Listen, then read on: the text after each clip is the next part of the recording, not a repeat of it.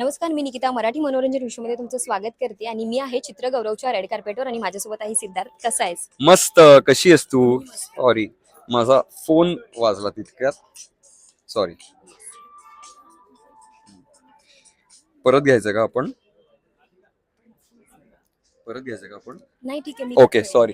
Okay, हा. खूप सुंदर दिसतोयस ब्लॅक आउटफिट मध्ये. हो, थँक्यू. तू पण खूप छान दिसतेस. Thank you so much. काय सांगशील तुझ्या लुक बद्दल? काही नाही, माझ्या आईनी डिझाईन केला आहे हा लुक. ती काय डिझायनर किंवा असं काहीच नाहीये, पण ती मला म्हणाली की असं काहीतरी तू घाल. आईची मदत घेतोच.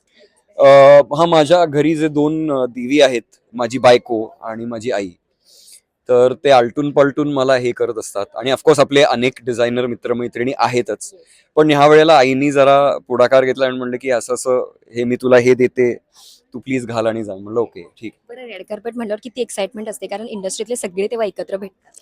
मला प्रचंड आवडतं. म्हणजे खूप लोक म्हणतात की अहो आता रेड कार्पेटवर जायचं, आता पोज बीज. मी चिल असतो. मला मुळातच अटेन्शन आवडतं, त्यामुळे मी खुश असतो.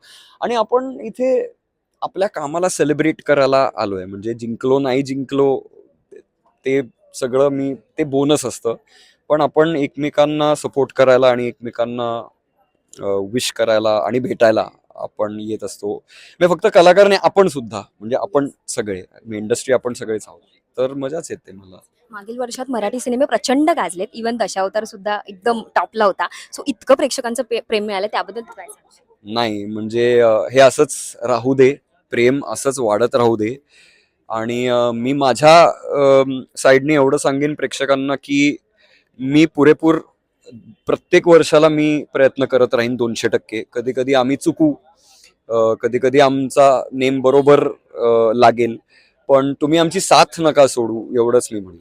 अपकमिंग काही प्रोजेक्ट्स आहेत? आहे, खूप आहेत. आता बघा, आता मी काही सांगू शकत नाही. सस्पेन्स म्हणण्यापेक्षा त्याची एक वेळ असते, तर त्या जेव्हा वेळ येईल तेव्हा तुम्हाला कळेल. पण lots to look forward to. Thank you so much. तुला खूप खूप ऑल द बेस्ट. थँक्यू.